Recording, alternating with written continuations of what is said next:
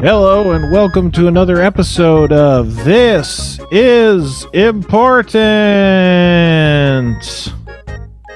That's the whole bit. The whole bit is I introduce the episode the way the This Is Important podcast ends their episodes. Kevin, Spencer. you ever listen to This Is Important podcast? No. To be honest, once I started working on podcasts, I lost all interest in listening to them. I don't know how it happened. I used to listen to them all the time. See, you know what that tells me? That tells me you're in the wrong business.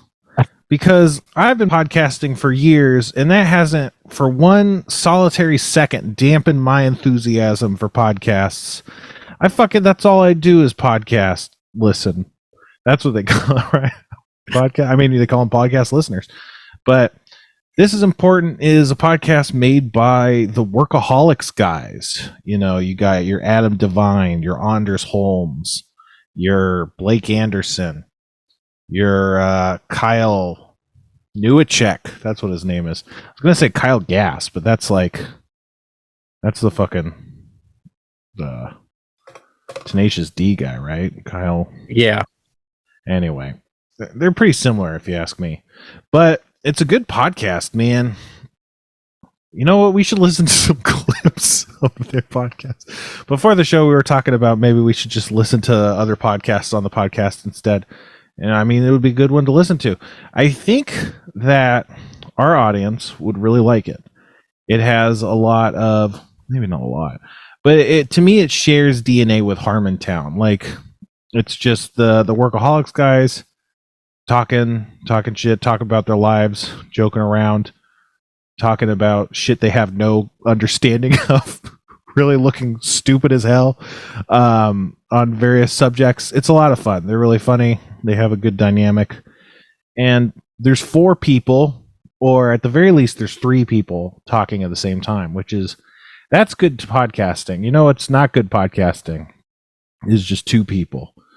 Or, you know, no offense, Kevin, but 1.5 people. But that's not fair to you, because it's not like you're not talking. It's that I'm not letting you talk. I just barrel onward, and no one can get a word in edgewise, even if I don't have anything to say.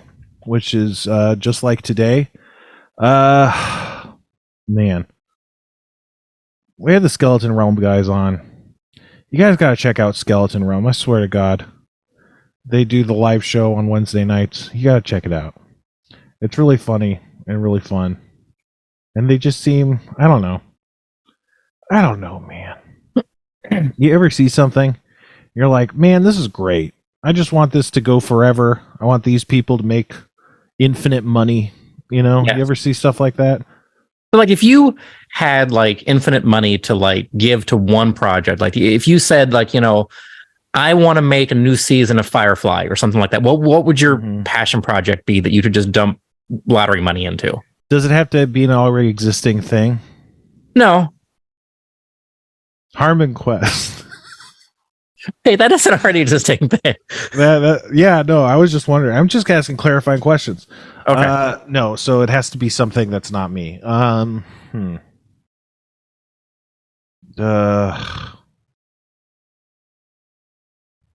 think about this. Okay. You read the news? No, what about you? Do you have any choices? I don't know. Like, I for a longest time, I said I would, like, if I won the lottery, I would just buy another season of Firefly. But then after all the stories about Joss Whedon came out and all that, maybe I don't want to do that now. So I don't know what my answer to that is. Well, maybe someone else could make Firefly. I don't know. I mean, I guess it wouldn't be the same, but I think it would be. I think there's people that have a similar kind of voice, you know, these days at least. Yeah. At the time, I guess back then it was a rarer feel. 100%. But I think it's like, it's kind of like nerdy, and I feel like that voice has been taken up by a lot more people lately or something. So I don't know who I'd, tap for something like that, but it does seem doable. Jeez. Okay, so I got a couple. Skeleton Realm guys, we were talking, and they said one of their influences was Look Around You. And ooh boy, I would love for just infinite look around used to happen. You ever see that? No, I haven't. I keep meaning to, but I haven't. It's okay. So it's like a science news show or like a science documentary series that's done in the series of like fucking old. For me, it's like the shit that you'd watch in like old science class where they'd roll in the TV and they'd put a VHS or more accurately a laser disc. And so it's like this really dated old version of like you watch experiences or experiments and they talk about science and stuff, but it's just like it has this dated ass quality that's like, oh, this is from the 80s or something. Like almost like Mr. Wizard or something, but Mr. Wizard is even too modern, I would say. It's like I don't even know what the real version of this is, but it definitely is like this very specific flavor of science. But then they just blast it full of absurdity. I haven't watched Brass Eye, but they mentioned those kind of together, so I think there might be shared DNA there. But like, I don't know, like it's the kind of thing where like they'd be talking about, I don't know, they'd be talking about sneezing, and then they're like, and then we're going to we're discovering, scientists have discovered that if you insert a needle into this guy's brain, then he'll feel like he's sneezing. He has to sneeze forever. And like, or just like, they'll be watching a subject and then they'll be like, and then the subject teleports and then it like disappears and reappears somewhere else. And it's like, if you're kind of half paying attention, it looks like, oh, it's just this old, like, science documentary or something, but there's so much like British kind of absurdist humor layered into it that like really makes it crazy. I don't know. Without specific examples, it's kind of hard to like paint a picture of it.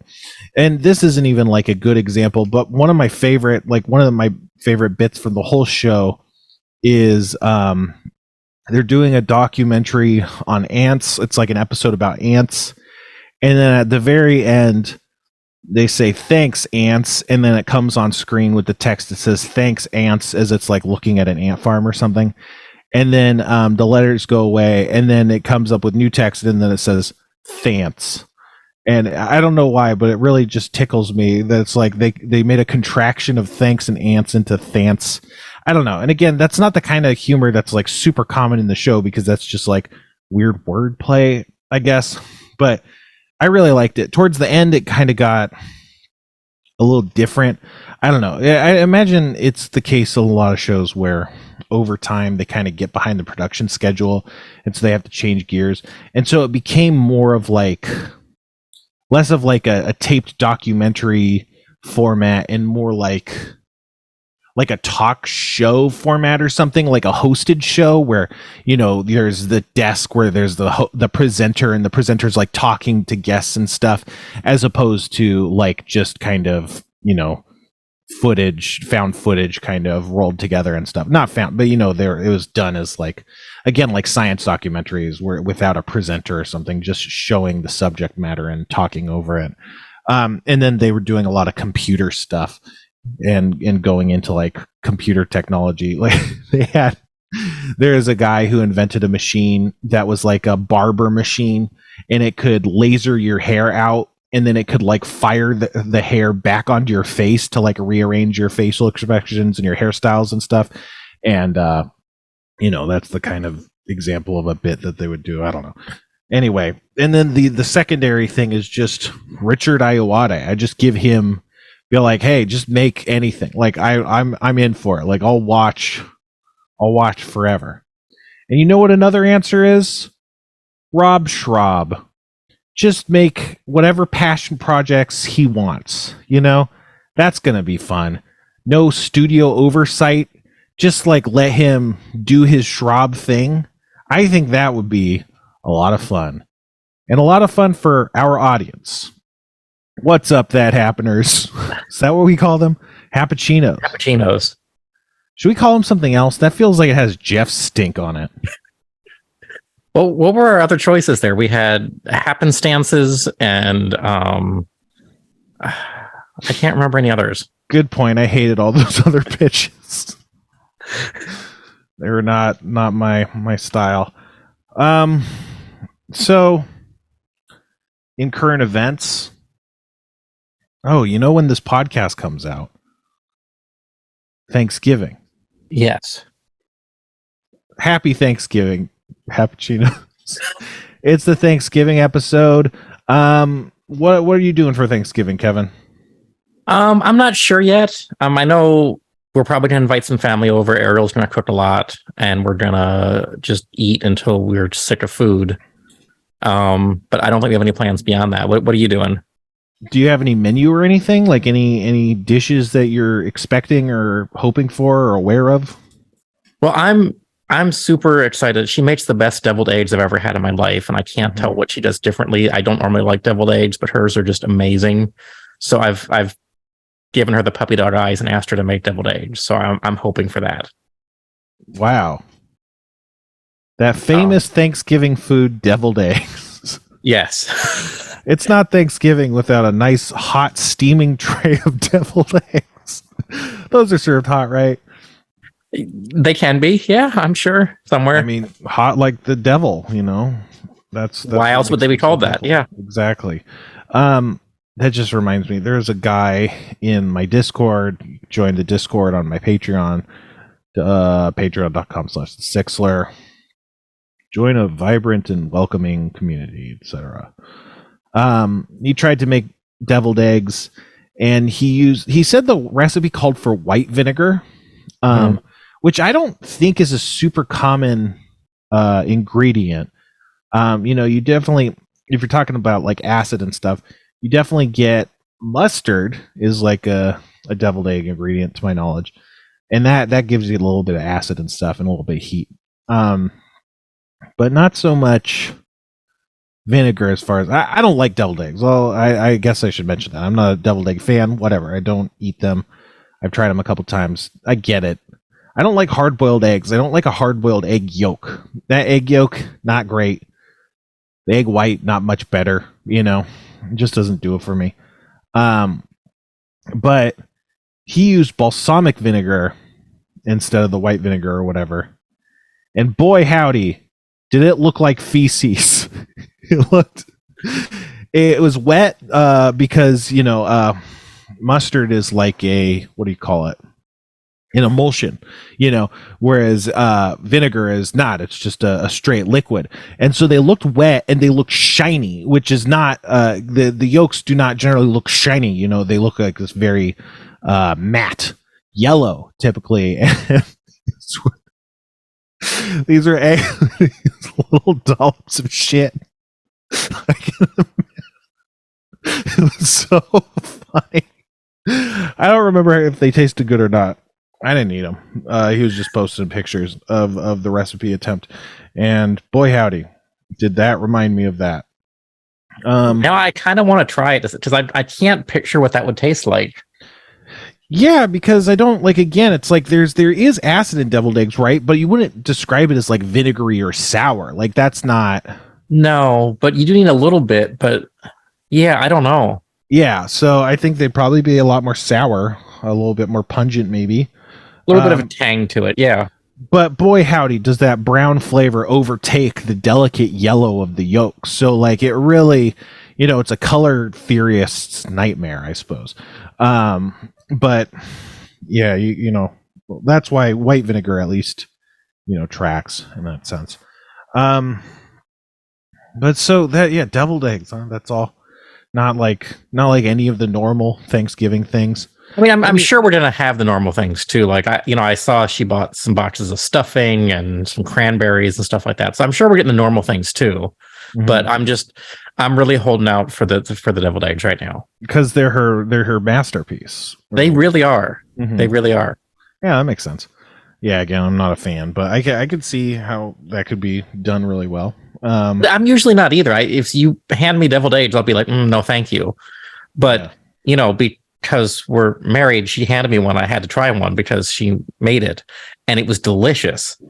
And I've just every time we've had a dinner, I'm just like, hey, I want deviled eggs. That's cool. Yeah, that makes sense. Well, the guy who made the deviled eggs is in Discord, and he's saying he tried to eat one and it was inedible, and he threw them out. That's Edward Fingerhands, everybody.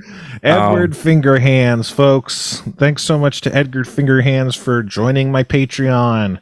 And if you want a verbal shout out like that, join the Patreon. We don't have like a lot of Patreons have like an established, and if you join this tier, we'll shout you out on our podcast.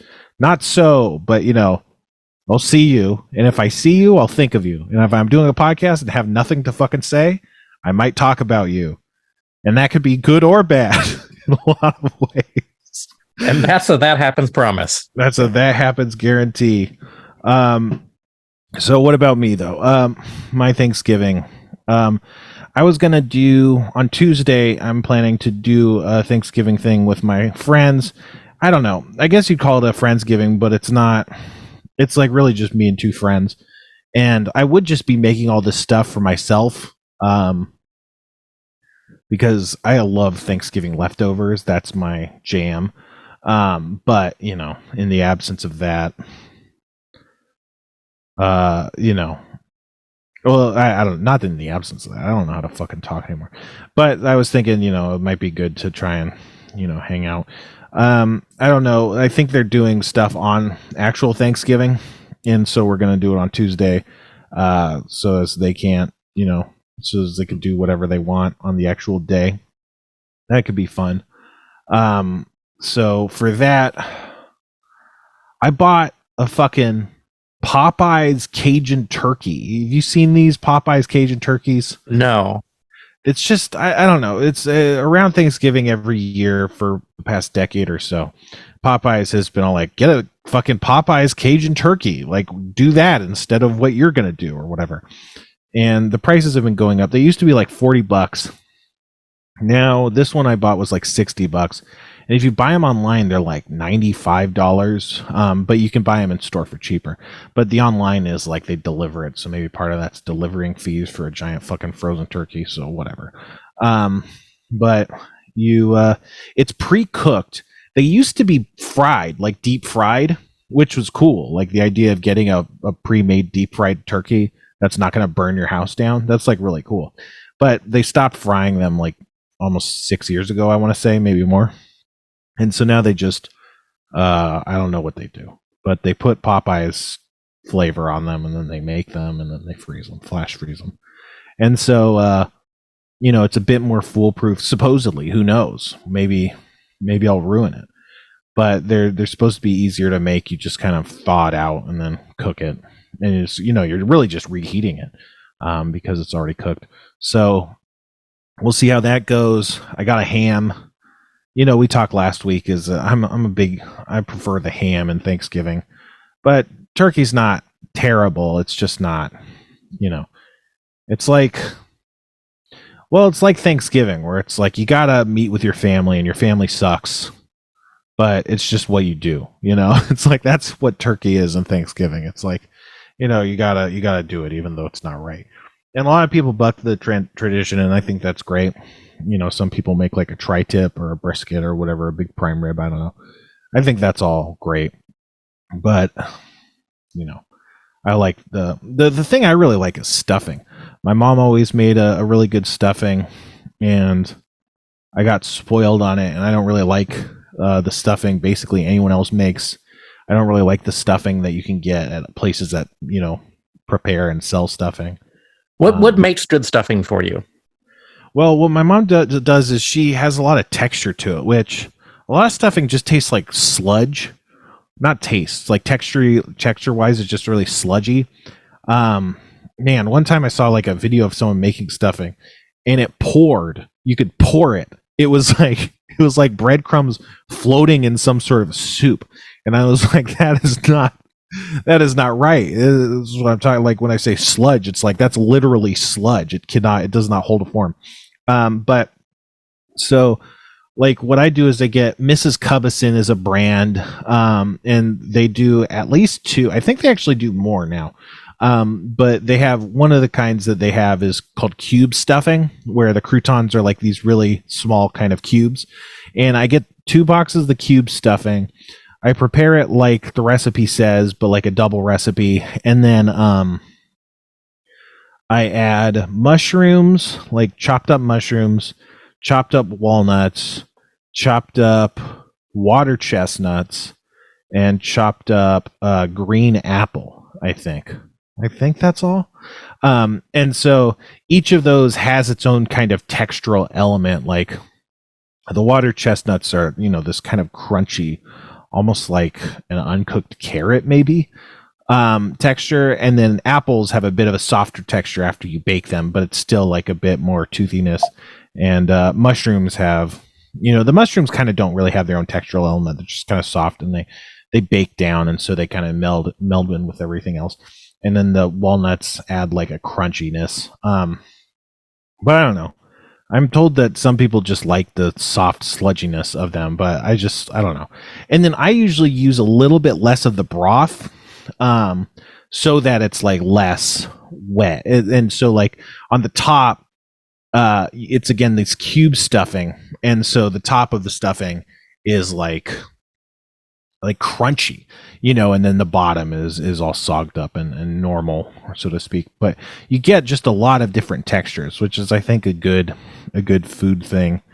Texture is important in food, and a lot of people have a lot of different opinions on like what's good or bad texture, but I really like it. And then I'm also making a corn casserole. This is something that I learned about last year from Drew Barrymore's TikTok account. But corn casserole is, I don't know. It's kind of like cornbread, but wetter and more savory, and a lot more corn in it. So it's like it's full of corn, and then it's made with like corn muffin mix. So it gets kind of cornbready, but it's not. It's more casserole. So like on the top it's kind of browned, and on the inside it's kind of sludgy, and so it's just really savory. It usually has a hint of sweetness, but you wouldn't call it sweet. And then the corn is just the main flavor profile. But it's this, I don't know. It's a good counterpoint for almost every other Thanksgiving flavor. Like you eat a bite of ham, it's really good with the ham. You eat a bite of turkey, it's really good with turkey.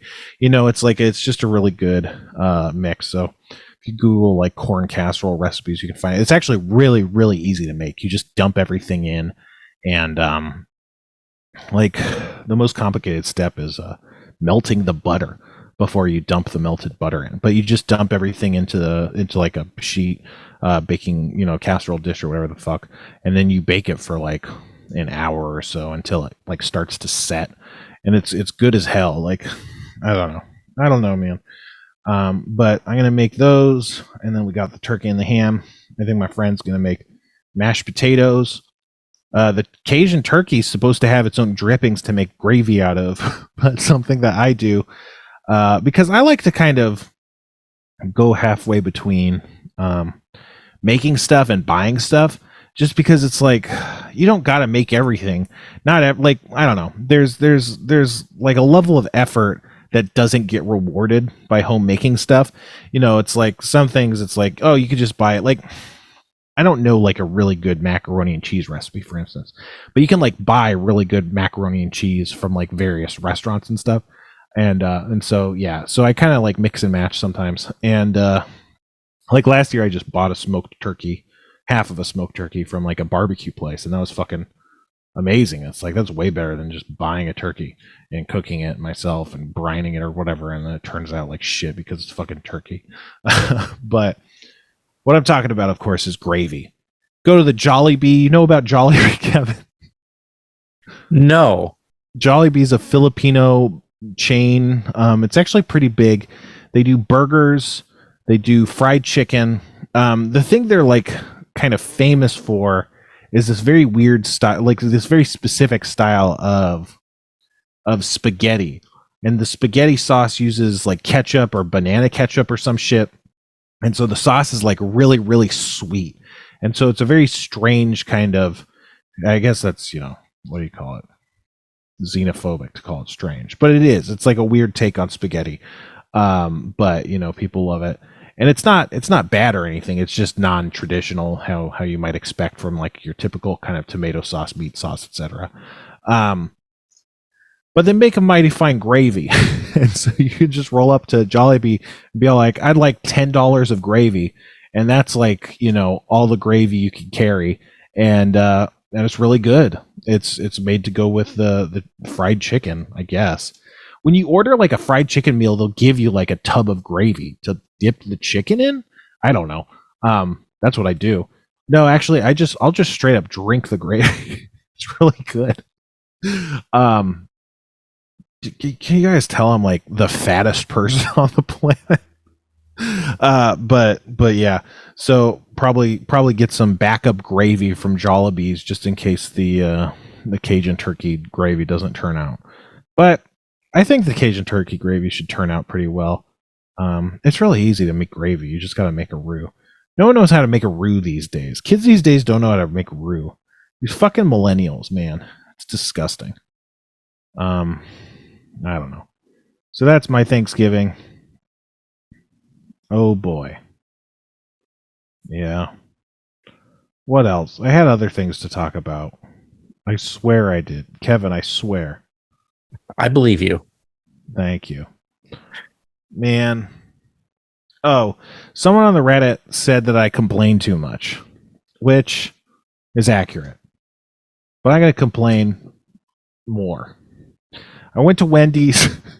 Wendy's has this new, I don't know what you call it. I think it's called a mozzarella chicken sandwich. It's like a chicken parm sandwich almost. Where it's a breaded chicken patty, a slice of mozzarella cheese or something. It's supposed to come with like a fried mozzarella patty, like one of these big squares of mozzarella. And then it's got tomato sauce. And so it's like a chicken parm sandwich. And then it's on this weird looking fucking herb bun or something that's maybe supposed to be a garlic bread bun. I don't know. I got it. It didn't come with the mozzarella thing. It came with a slice of mozzarella, but not the thing. And I was like, but I saw in the picture that there's this mozzarella thing. And I convinced myself that I was just seeing things. But it turns out that no, they're supposed to have a mozzarella thing and they didn't do it. And I don't know. I review fast food, so I was reviewing it and I was like, this is the fucking worst shit. It fucking sucks. They didn't put like barely any sauce on it, but the sauce was bad. The bread was bad. It all just sucked. The whole thing was terrible. It probably would have been better if it had the fucking fried mozzarella thing. And this Wendy's, and this isn't like the employee's fault, because Wendy's has like a really militant turnaround time. Like it used to be at McDonald's. They put like the timer up that you can usually see from your car, and it would like track how long it took from when you started ordering to when you got the food. And they would try to get under like a minute, I want to say. And then usually like that was a metric that they tracked employees by and would punish employees and punish the stores if they dipped too far below the turnaround time, which is bullshit. It's all capitalist nonsense.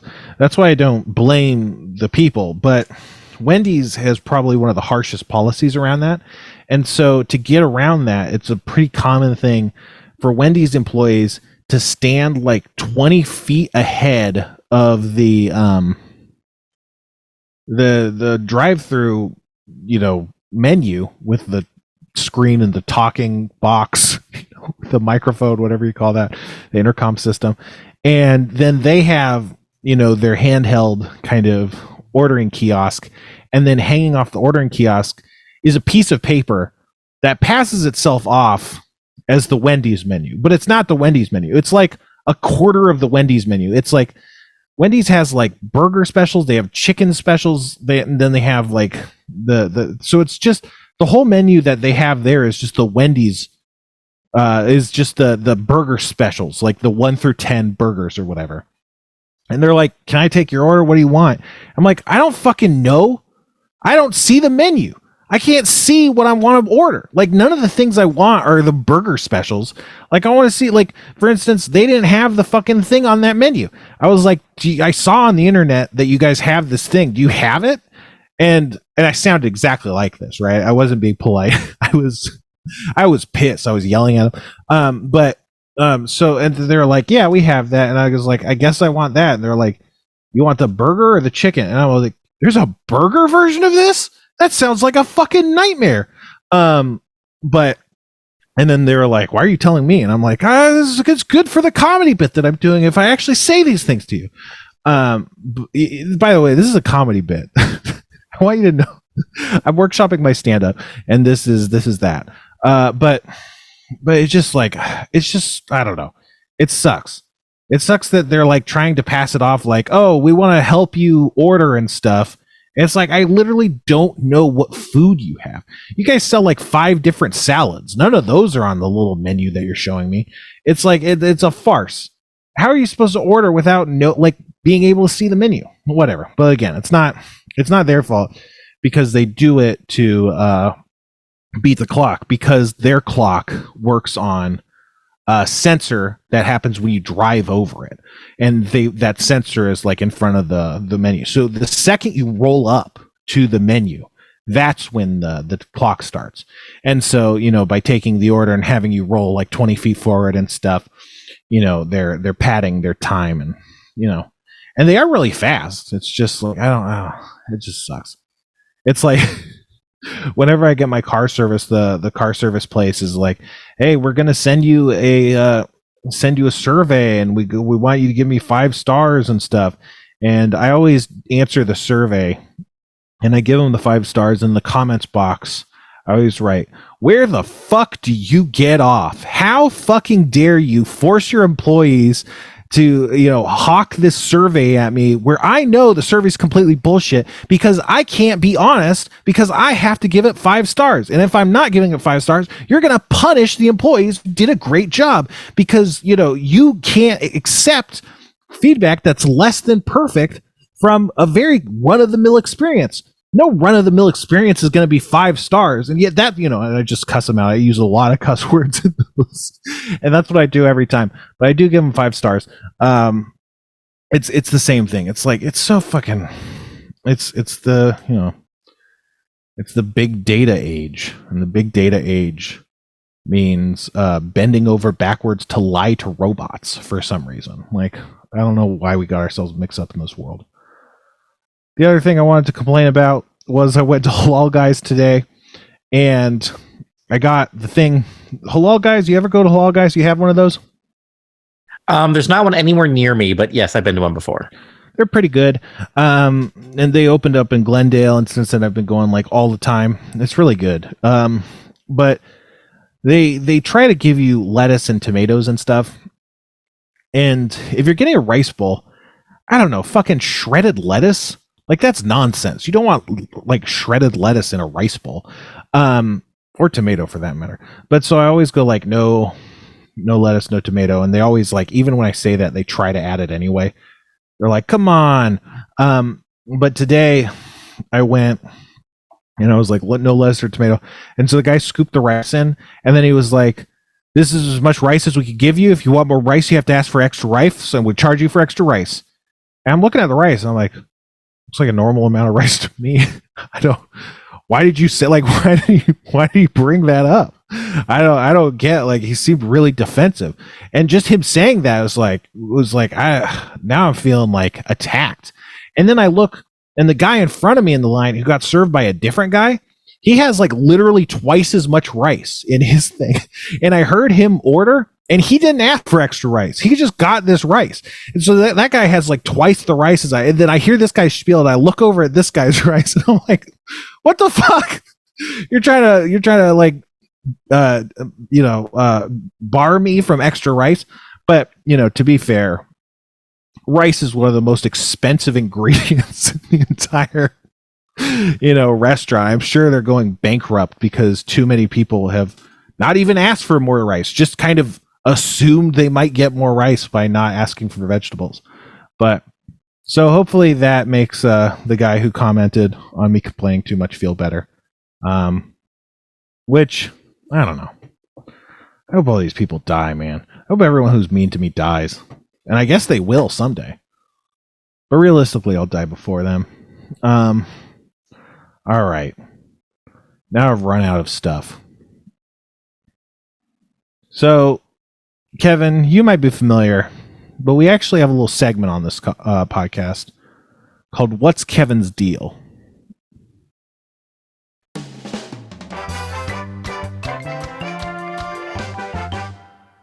What's Kevin's deal? So you can tell we don't have any guests. And you can't ask what your deal is. That's not how it works. Not really, no. And I can do it. But I'm not feeling great. I'm not feeling up to asking you what your deal is today. So instead what we did is we asked an AI what Kevin's deal is, and let's just say the responses are a bit peculiar. So, AI, what's Kevin's deal? Man, too bad. Whatever. It would be cool if this next part could be like in a robot voice because it's the AI. It would, wouldn't it? But I'm not gonna fucking do that. It's too much work. We gotta get one of those effects pedals, I think, into this mix here somewhere. You know, I have this Scarlet box, so I probably could loop like an effects pedal into it or something. Yeah, I've got that, but Crisp deletes it because it doesn't think it's a human voice. Mm-hmm. That makes sense. So yeah, man, what if I had a loop pedal? I don't know how to use a loop pedal, but what if one episode I'm just fiddling with a loop pedal, trying to figure out how to make it work during the podcast, and then it turns out I'm a genius. I'm like the next Reggie Watts all of a sudden. Holy shit, that could be amazing. Anyway, computer, what's Kevin's deal? Kevin's deal is that he's always right about everything and can't be persuaded to think the slightest bit wrong. Oh, can't be persuaded to even think the slightest bit wrong. There is no Kevin's deal. There is only the truth. That's it. Anything that doesn't fit the truth can't possibly be true, period. Why does he think he's always right? Because he's Kevin. Because he's Kevin. Because he's Kevin. So, that's not bad. Is that accurate, Kevin? No, actually, like I love finding out I'm wrong because that means I get to learn something new. That means that's an experience. I'm wrong a lot, and I like that. Okay. I should mention that the AI we're using is one that Kevin owns. So it might have some sort of built-in bias as a result of, it's trying to serve you, like. So just keep that in mind for these next couple of guesses. Okay, so AI, what's Kevin's deal? Kevin's deal is that he can create an endless supply of diamonds with his new powers. His brother Eric thinks he's a total weirdo, but hey, this is Kevin. What's Kevin's deal? Kevin has the gift of sight, which means he can see everything but can't remember it afterwards. He also has super strength, the power to fly, and is bulletproof. He can absorb memories of others, such as Eric, but they must be good memories! Exclamation point. What's Kevin's deal? Kevin can absorb knowledge by touching someone. This can be a curse, though, as he absorbs all memories and experiences of anyone he touches. Eric has to constantly remind himself not to take in too much. What's Kevin's deal? Wait, are these different ones? No, this is all one. Okay. I thought it was, but I just wanted to be clear. Kevin is able to hear anyone's thoughts, which means he knows what people are thinking all the time. He also has the ability to control people's actions and make them do whatever he wants them to do. What's Kevin's deal? Kevin has the ability to create electricity. So it sounds like Chuck Norris facts, but about me. Yeah, I think that we could definitely do I think that would fit to do like Chuck Norris jokes. But they'd be Kevin, Computer, what's Kevin's deal? Only Kevin can play himself in chess? I once beat up my own shadow. What were some of the good Chuck Norris jokes? I accidentally typed in what Chuck Norris Kevin for some reason. Kevin AI. What's Kevin's deal? The dinosaurs looked at Kevin the wrong way once. You know what happened to them. What's Kevin's deal? Kevin does not sleep. He waits. Wait, what's this one? If you ask Kevin what time it is, he always says 2 seconds till. After you ask 2 seconds to what? 2 seconds to what? He roundhouse kicks you in the face. That one sucks. That's really bad. The dark is afraid of Kevin. Okay. All right. I think that's run out. Man. So you could create an endless supply of diamonds, huh? That would be amazing. Do you even have a brother named Eric? No, I do not. Are you an only child? No, I do have two brothers. Brian and none Steve. of them are named Eric? None of them are named Eric, no. Man, why have we never talked about your brothers before? Are you the oldest? I am the oldest. They're twins, yeah. Oh, man. We got to get your brothers on. We could do that. That seems like it could be something. Yeah. That'll really help us figure out what Kevin's deal is, I think. Like, it'll really be instructive somehow. I don't know what it'll mean, but I'm just saying. I would love to hear what their response is to what my deal is. Yeah. Okay. Man, these are good. So let's just go through them all. Wait, no. Okay. So I kind of want to try one of these sodas, and then maybe we could like switch off or something, because I'm worried about the soda. So recently, Mountain Dew released Mountain Dew Voodoo, the Ghosts of Voodoo Past, I think they called it, which is they re-released their old flavors of Mountain Dew Voodoo, which in a direct marketing. Like, it's not like you can buy these at stores. You have to go onto Mountain Dew's website and buy them from them, and they'll ship them to you, which I think is really cool. They should do a lot more of that. Like, I'd buy so many sodas direct, like so much. It's so hard and obnoxious to fucking go searching around all these various 7-Elevens to try and see if the new flavors come out or whatever. Like, just fucking let me buy them from you guys. You're the one making them. I mean, come on. But so we got these 3 flavors because the latest Mountain Dew Voodoo is the 4th flavor. But let's start with 2019. It's this classic purple and orange bottle or can. Jesus Christ. I gotta go die. And yeah, it's again, this is mystery flavored Dew. Are you familiar with these flavors, Kevin?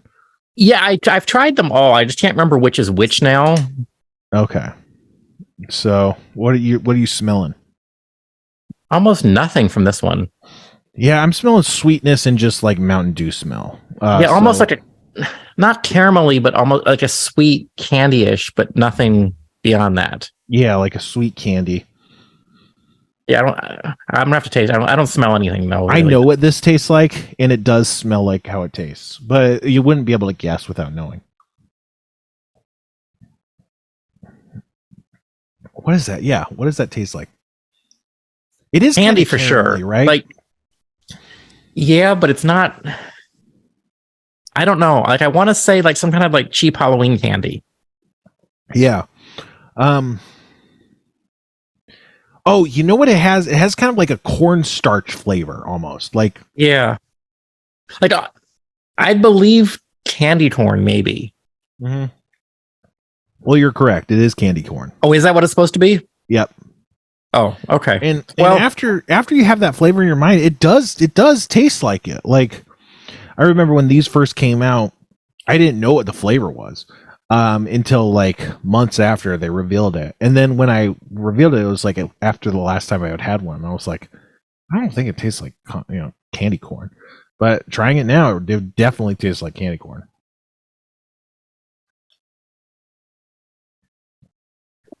Yeah, it's not my favorite thing. No, candy corn sucks. Yeah.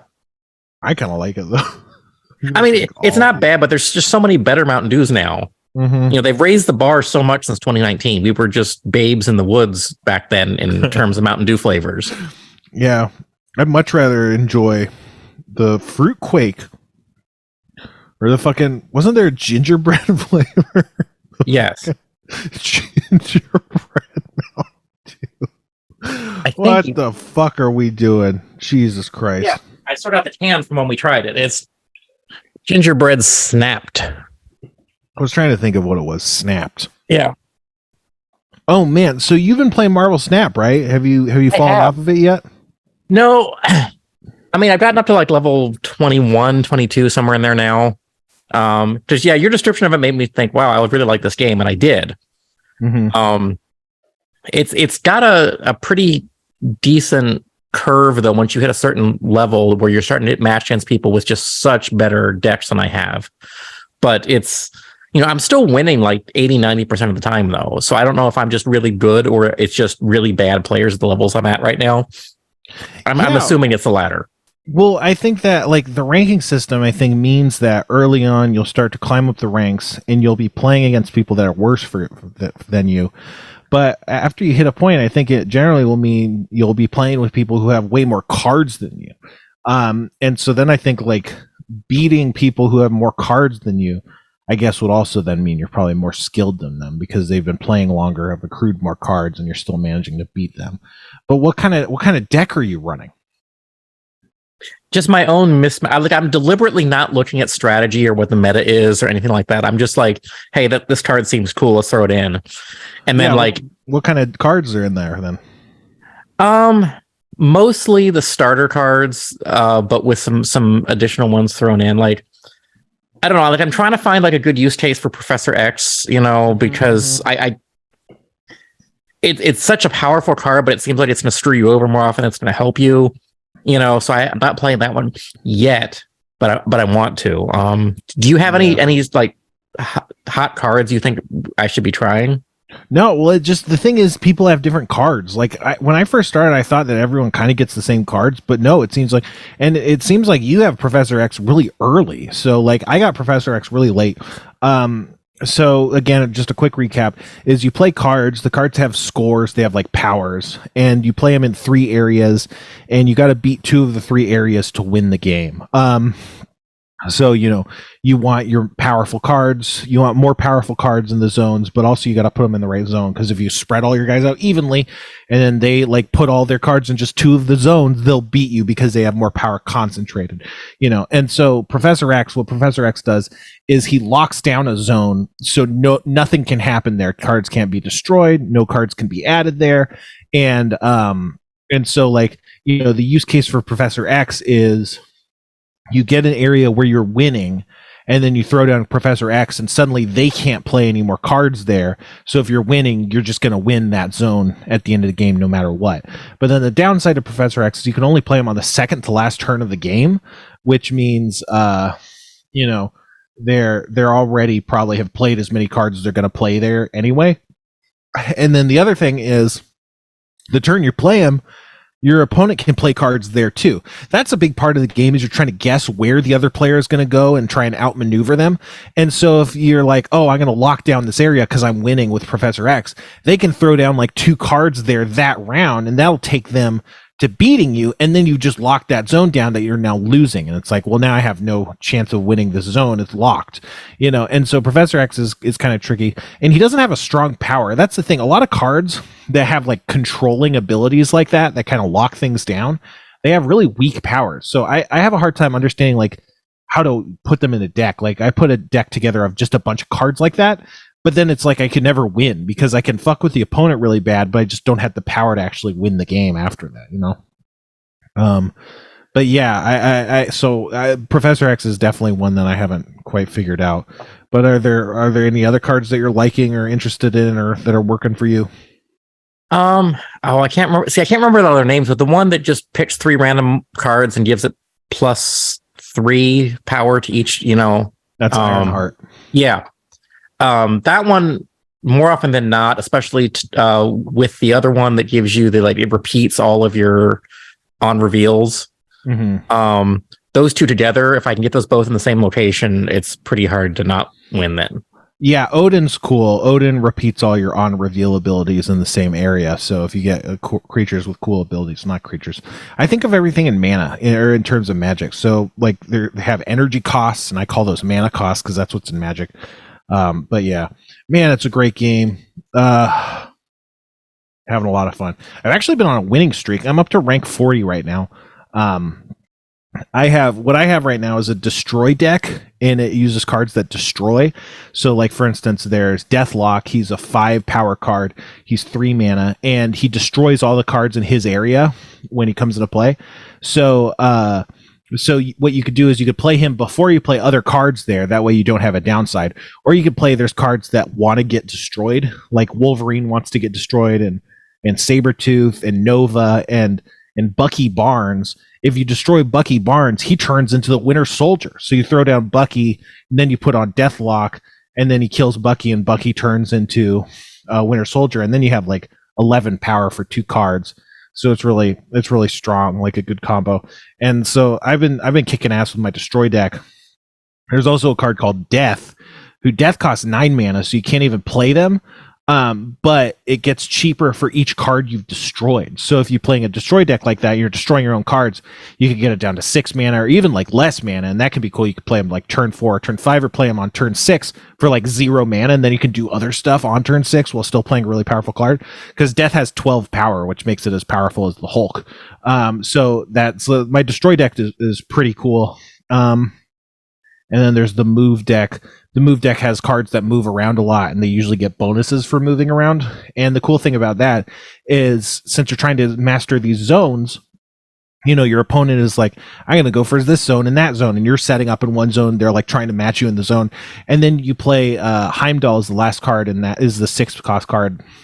Those games have 6 turns, so you can play only a 6 cost card. And so you play Heimdall in the last turn, and all your guys move zones. And so suddenly, like, your best one that they have all their best cards on is moved to their unprotected zones, and so they win that one location, but you win the other 2 almost every time because they're not prepared for that. That's a really fun strategy. But so you kind of just go trying to make the abilities work together and stuff. And it sounds like you could do like an on reveal abilities deck, cards that just all have like on reveal abilities and stuff. But it's fun. Oh boy. Computer, what's Kevin's deal? Kevin's deal is that he can read the minds of anyone that looks at him. It also means he's really popular and probably rich. Wow. The computer thinks you're probably rich because it's just assuming that if you can read the minds of everyone that looks at you, you're probably rich. Which, I mean, that's a reasonable conclusion. It would definitely help your ability to get money if you could read the mind of everyone who looks at you, especially like job interviews and stuff, or like deals. Or just like casino games or things like that. I think you should clean up, Yeah, exactly. Shell game operators, etc. Computer, what's Kevin's deal? Computer says, this is a bit of a non sequitur, I guess, but the computer has heard a rumor. So let's hear what the computer has heard. And again, this AI is owned by Kevin, so it actually is in a position to hear rumors about Kevin, presumably. In the mainframe, like Siri probably is gossiping to Kevin or to the AI about Kevin, etc. He was in my math class, so I was curious about what could have him so down. As soon as I got in, I saw him sitting on the couch playing with himself. Kevin, you had a couch in your math class? Apparently, yes. Wow. I don't remember it, but yes, apparently I do. You went to the same school as the computer that you bought decades later? Yes. That's incredible. The next thing I know, I had him in my room. So maybe the computer was a teacher, I guess, with his pants down. When he saw me, he begged to be let out, and I said, no way. So I started to give him a BJ.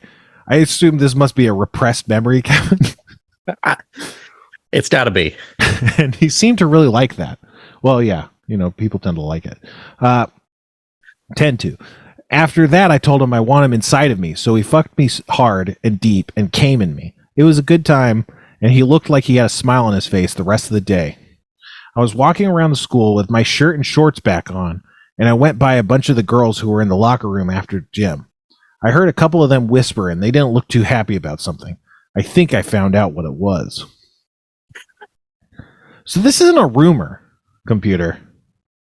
That's an experience that you had. That has nothing to do with a rumor that you heard. Also, this is a family show. don't know what you think you're doing. I think we got to put this computer in timeout. It's time for the next Mountain Dew. Okay, so this one's 2020. 2020. I didn't actually try this one. Okay. This is a flavor I missed, believe it or not. I don't know how I missed it. I was obsessed with soda back then. What's it smell? It smells like sweet tarts.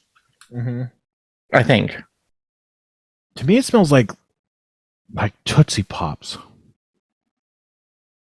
You know that like Tootsie Pops have like a pretty saccharine sweetness. It's not like sour or tangy in any way. It's just like it's cloying, you might say. Okay. Or maybe Skittles a little bit. Yeah, Skittles, definitely. Like that fruity Skittles kind of, yes. Yeah. Kevin's trying it. I'm snorting it. Oh, it tastes like sour Skittles. Okay, well, yeah. Spencer's trying to take up his nose. I did. Oh, he actually did snort it. Wow. I didn't think that would happen. I was sniffing it, but I didn't think it would go up my nose. And yet it did. And if you want to see Mountain Dew Voodoo 2020 go up my nose, check us out on thathappenspod.com or watch us live at shrapovideo.com. Sunday nights. You can also see real life sci-fi. Jesus Christ. I had an idea when I was younger for a candy called nose candy, and it was like a pixie stick, but you would blast it into your nose and it would make your boogers taste like candy. And I thought that was a good idea at some point. I think you're onto something. I'm a genius.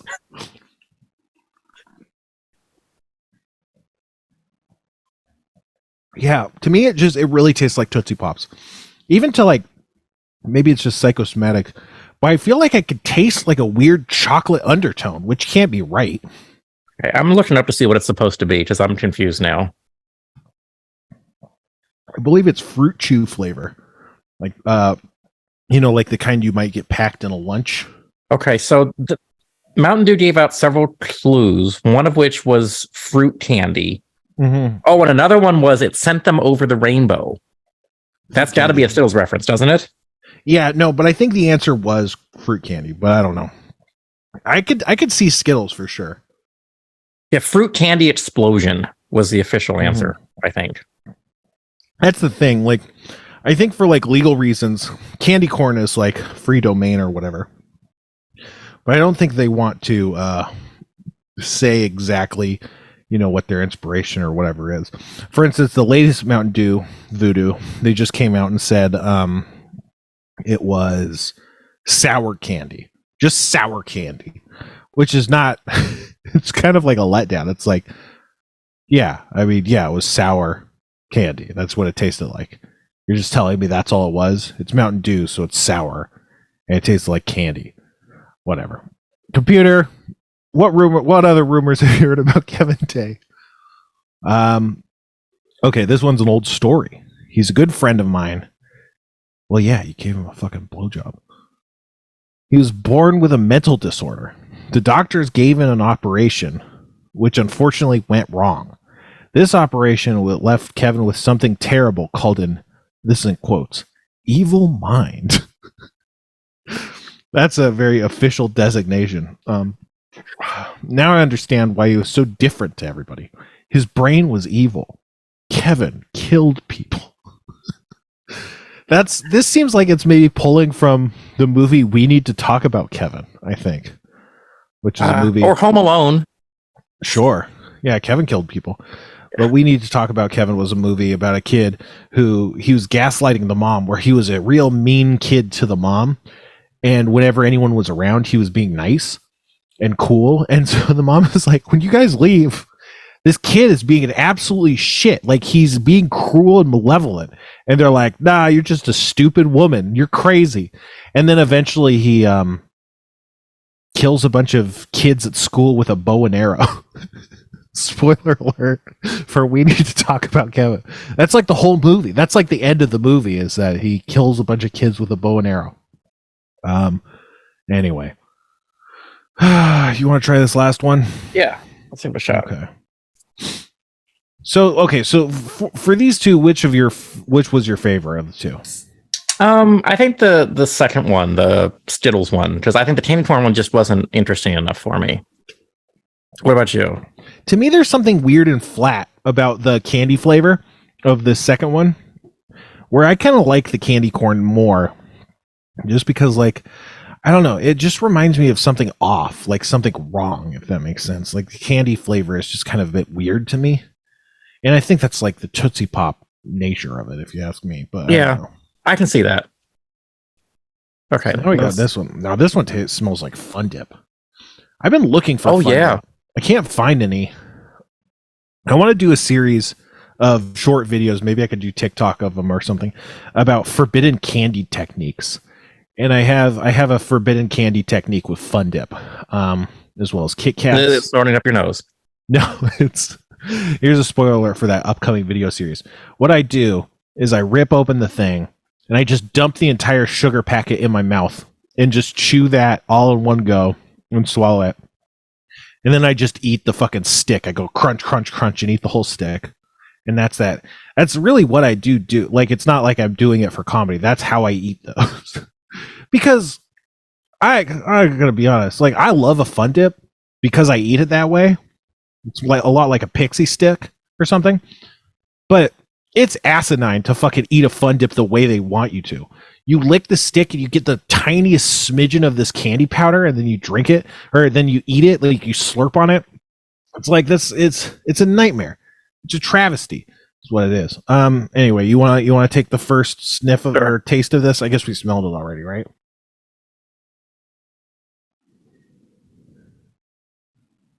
It just tastes like generic fruity something, like tropical though, maybe a little bit. Yeah, the thing is, like, it's hard not to be influenced by the like the picture. But if you look at it, the pictures are the graphics of the cans are kind of instructive. You got this. There's a lot of orange themes on this first one. That was candy corn. You have this red. It tastes like fucking fruit chews, which are mostly red. And then it's like fruit is red. Fruit is like associated with red, even though fruit comes in the other colors. You know, whatever. And this one, it smells blue. Like, it's hard. It just definitely smells blue. And then it's a blue can. So, I mean, I think they're trying to do that on purpose on some level. But yeah. You want to give it the first taste? Yeah, no, it tastes like citrusy sour candy, but I can't identify a specific candy that tastes like, I don't think. Do you have a guess? Yeah. To me, this tastes like sour gummy worms. Well, not sour gummy worms, but just like, well, I guess they are. The thing is, sour gummy worms, they don't really taste very sour compared to like Sour Patch Kids or something. They definitely taste different than gummy worms. But I wouldn't say they taste sour, but they definitely taste to me like sour gummy worms. I can't remember what flavor this was. Was it like? Let me look it up. What was it? It's like, it definitely tastes like gummy worms. I want to say it was like candy chews. Oh, so maybe this one was the fruit chews and that was fruit flavor explosion. Okay, so I guess I got these mixed up. This tastes less like fruit chews than the last one. Yeah. So people are saying it's either Starburst or Laffy Taffy or Sweet Tarts. Yeah, see, this to me tastes like Sweet Tarts. I think the newest one tastes like Sweet Tarts too. And we have tried the newest Mountain Dew. So after having all four flavors, what do you think's the best? Oh boy, I don't know. I mean, honestly, I probably the red one that we just tried, the 2020. Mm-hmm. I think it's probably my favorite. Where are you at? Well, what about the one that came out this year, including this one? Yeah, including that one. Even I still think I like the red one the best. I think I definitely like the this year's one the best. Like, I think the sourness of it is just really good. Like, I don't know, it's really unique. I might have said this before, but it reminds me of there's a Sour Patch Kids Slurpee at 7-Eleven for a while, and they put a lot of like citric acid into it to make it like taste like Sour Patch Kids, and so it was super sour, and that was like one of the best fucking things ever. I fucking love that shit. And to me, the new flavor tastes a lot like that. If that makes sense. It does. I mean, I like this year's as well too. I think it was just a little bit too sour to drink a lot of. Yeah, that's fair. Yeah, I think I think I'm just like such a soda fiend that I could just chug down anything, you know. So I don't think we're gonna try this today, but we got to come back and try this. We got the Cinefuego Toast Crunch limited edition, and it's cereal, even though it comes in this plastic bag. I guess that's better than making a whole kind of cardboard box and filling it with a bag as well. But so maybe next week or whatever. Well, actually, next week I think we're gonna have Ben Meckler on. But in the future, if you want to try this, I don't know if can you even buy this in stores or not in stores, but do you think you could buy it online, Kevin? I think Amazon has it right now, and I'm sure some other places do too. But yes. Yeah, so if you want to try along, Toast Crunch. If you want to try along with us, Cinefuego Toast Crunch, we're going to try that next week. But yeah, we technically have time to try it. I wanted to just talk a little bit about Jesus Christ. He died for your sins. It's really important that you get saved because you're all in danger. That's the thing about Christianity is we're all in danger and we need to be saved. No, I don't know. So, Chris Bowruff, he texted me the other day and said, hey, do you want to come shoot this Magic the Gathering thing? We're shooting this series of playing Commander. Commander's like a way to play Magic. And we need a guest. And I thought you'd be good. And I was like, hell yeah, man. That sounds fucking awesome. So I went to shoot that. And it was really fun. With most of the people that I play, I'm like one of the best players. Like I've been playing for the longest. I have the most cards. And that's true of Commander too. Usually when I play Commander, it's people who are using Commander decks that I bought or I made. And so like I'm kind of the highest skill level in those groups. And when you're playing with people like that, sometimes it's not good to be super competitive. Like if I made like the most powerful Commander deck and just destroyed them, like that wouldn't be very fun. So a lot of my Commander decks are kind of tuned down power level wise. And then the other thing is I don't like spending a ton of money on Magic. Like buying a bunch of like really expensive cards. Because for instance, you could pay $70 for one card and you could get like 5 or 6 of those cards in one deck. It's completely common for people to spend $500 on a single regular deck of like standard tournament Magic cards or something, and I'm not gonna fucking do that. That's insane. So the other thing is I tend to use cards that don't cost more than say $10 or so. And so I was really self-conscious about it because I'm like the guy who's doing it. I'm not going to reveal his name just in case, he doesn't want to reveal that he's doing that just yet, but he's like a pro Magic, like a literal pro Magic player, which I'm definitely not a pro.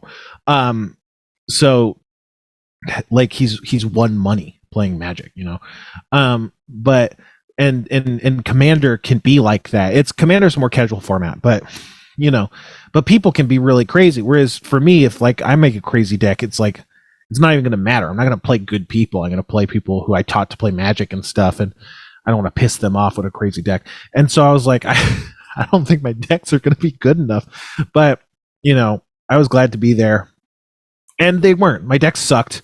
I did very little. I did a couple interesting things. Like I wasn't just completely in Magic. It's a lot of luck in the sense that you could draw nothing and just have nothing to do the whole game, sometimes. And I wasn't quite that bad, but that's technically a potential outcome. But I wasn't really doing much. I was kind of just sitting there, but it was fun. It kind of reminded me of Harmontown where, other people were better at talking and bantering and quipping and stuff. But every once in a while I'd get in there with something funny and, the whole table would be rolling and stuff. And it was a lot of fun and it made me feel really good. It was cool to be included, and it was cool to have funny, like people like cracking up at my jokes and stuff, so it was a lot of fun. At the end, they ask if, they were like, oh, thanks for coming on. And then it's like plug time. And I was like, hey, yeah, I do a podcast called That Happens. It's a bad podcast. And then like, I was thinking like, while I was talking, I was thinking like, there's a bunch of like hardcore Magic fans that are going to be watching this podcast or this show. And if they tune into the podcast, Like, imagine them listening to this episode of the podcast. Like, what the fuck? What the fuck is this? You know? And so I was imagining that exactly happening. And so halfway through, like, I was like, check out my and then I was like, no, don't check it out. It's bad. Go try the rib sandwich from Arby's. And like, it just absolutely devastated. Like, everyone started cracking up.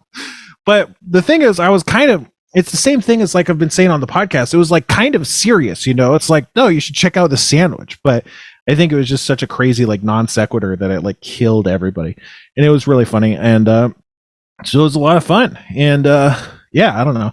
It was really nice just playing Magic in person. You know, it made me want to really improve my deck, and maybe if they ever ask me back, I can not be like a lump, you know. But it was a lot of fun. There's a little bit of drawing involved because they had these whiteboard kind of cards. In Magic, you make creature tokens, which are like copies of cards. And whenever we had to make creature tokens, they would want you to draw them on this card. And so I would draw like little doodles of like a giant bug or something, or like a little goblin. And it was fun to draw these like little silly doodles and stuff. So yeah. Excuse me, I'm burping up Mountain Dew. But that's going to come out maybe next year or something. I don't know. When it actually comes out, I'll let you guys know, and you can check it out. Let me know what you think. But it was a lot of fun to do that. And I guess it just, you know, I don't really have a lot of stuff to say about it. So I just wanted to bring it up. But that's it for this show. You got anything, Kevin? What's coming up next? Coming up next is the Best of Channel 101 and real life sci-fi, and a repeat of one of my favorite episodes of Rob Schraub's Found Crap. Nice. What episode's that, and why is it your favorite? It's number 14, and it just has a bunch of just absolutely crazy commercials and things like that. There's no one specific thing. I really like the mix of this one. Commercials are great, man. That's one of the great things. I mean, YouTube is great in a lot of ways and terrible in a lot of other ways. Probably a lot more ways, honestly. But watching like old fucking commercials is like so great on YouTube. It's really, really good thing. Anyway, that's our show. We like to end the show the same way every time. So until next time, That Happens is a podcast with Spencer Crittenden, Kevin Day, and occasionally Jeff Davis. In its 2+ years, the show has tackled issues like what it means to be a conservative, the Me Too movement, mental health and sexual assault, free speech on college campuses, and transgender rights. The podcast started as an informal conversation among Crittenden, Day, and Davis, whom Crittenden met while serving as the president of the Young Republicans at the OSU. They got the idea to start a podcast as a way to highlight issues at the university. The show has since evolved into a project that includes hundreds of hours of recorded interviews and hundreds of thousands of downloads. They've also won several journalism awards.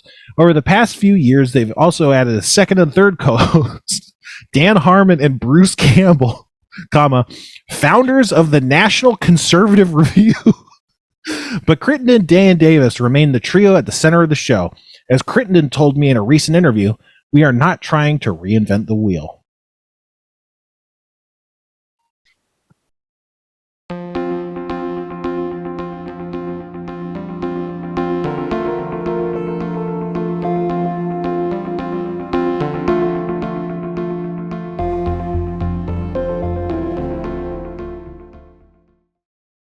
Starburns Audio.